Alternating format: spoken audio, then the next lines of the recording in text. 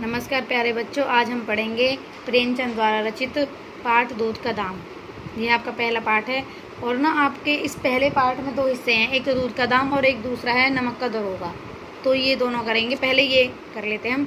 देखिए, दूध का दाम प्रेमचंद द्वारा लिखित एक श्रेष्ठतम कहानी है। इसमें उन्होंने जाति प्रथा के अमानवीय गुणों को उजागर किया है। लगभग 70-80 साल पहले लिखी इस कहानी में तत्कालीन समाज में फैले ऊंच नीच और छुआछूत पर यथार्थ प्रकाश डाला है।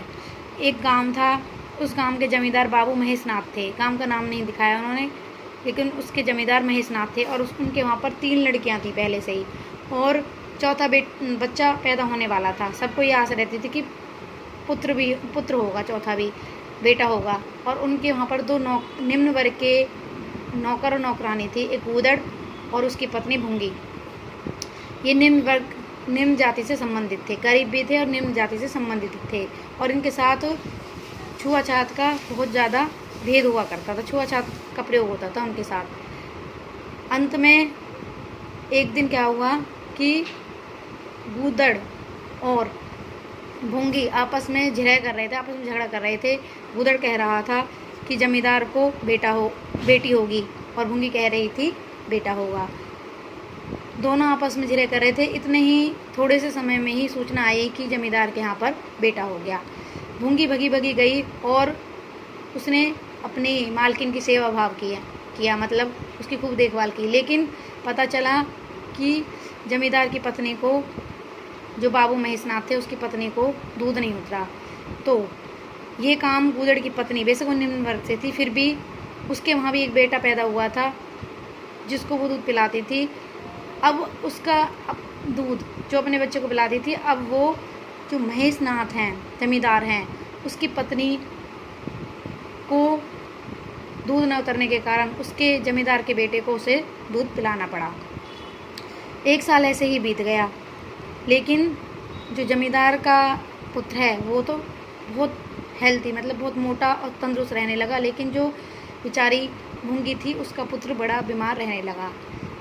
कुछ समय बाद एक दिन पंडित शास्त्री मोतीलाल का आना हुआ जमींदार के घर, और वो कहता है जमींदार से कि आप निम्न वर्ग की स्त्री का दूध अपने बच्चे को क्यों पिला रहे हो, यह सही नहीं है। बेचारे जमींदार बाबू क्या करते, उन्होंने एक बार तो टाला और कहा भाई हमें ज़रूरत है, उसने हमारी सहायता की है। फिर भी मोतीलाल शास्त्री ने अपशब्द बोले और उन्होंने बहुत ज़्यादा इनकार किया इस चीज़ के लिए कि ये सही नहीं है, ये धर्म के विरुद्ध है। तो बेचारे जमींदार बाबू क्या करते, उन्होंने बहुत सारा धन धान्य देकर इसको जो भूंगी और गूदड़ को बहुत सारा धन देकर उन्हें विदा कर दिया।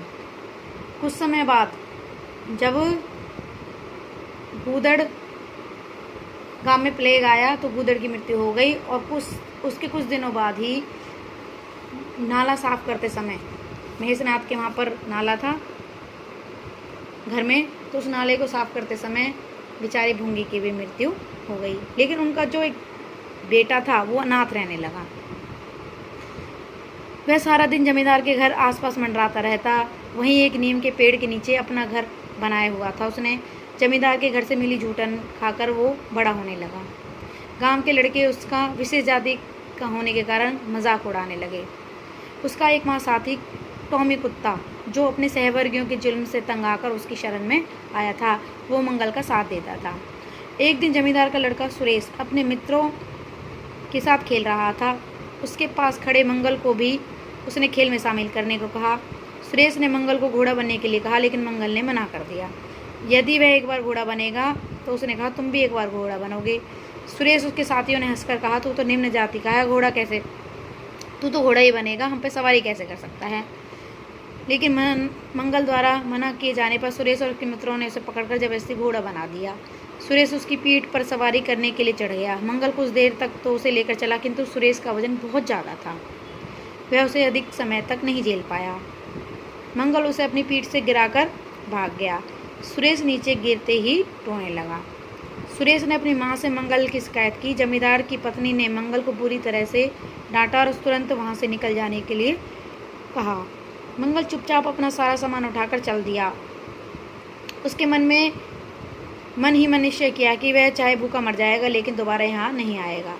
जैसे ही शाम हुई, भूख सताने लगी और मंगल को स्वाभिमान धरा के धरा रह गया। उसे मजबूर होकर जमींदार के घर में वापस आना पड़ा। उसे मालूम था यदि वह वहाँ नहीं पहुँचा तो जूठन गंदी की ढेर में डाल दी जाएगी, वह भूखा मर जाएगा। यह सब सोचकर मंगल और टॉमी जमींदार के द्वार पर पहुँचे और अंधेरे में दुबक कर खड़े हो गए। कुछ देर बाद कहार जूठन लेकर आया और मंगल के सब्र का बांध टूट गया।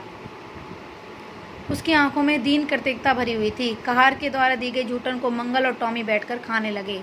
तभी एकाएक मंगल के मन में विचार आया कि जमींदार के पुत्र को उसकी माँ ने ही दूध पिलाकर पाला था, लेकिन आज उसके बदले में उसे केवल अपमान ही मिला। उसकी माँ ने उसकी परवाह न करते हुए जिसे दूध पिलाया वह भी उसके महत्व को नहीं समझता। टॉमी उसके पास बैठा चुपचाप दुम हिला रहा था। इस कहानी के माध्यम से प्रेमचंद जी ने ऐसे लोगों, जमींदार वर्ग और उच्च वर्ग के लोगों पर करारा व्यंग्य किया है जो छुआछात में शामिल होते हैं, छुआछात करते हैं गरीबों और निम्न वर्ग के साथ, और अपना अगर स्वार्थ है तो छुआछात को भी तोड़कर किसी का दूध पिलाने में भी नहीं हिचकिचाते, और जब अपना काम सिद्ध हो जाता है तो उनके साथ दुर्व्यवहार किया जाता है। अब ये आपको पाठ का सार याद कर लेना है और लिख लेना है, और इसके अभ्यास के प्रश्नोत्तर भी लिखने और याद करने हैं आपको।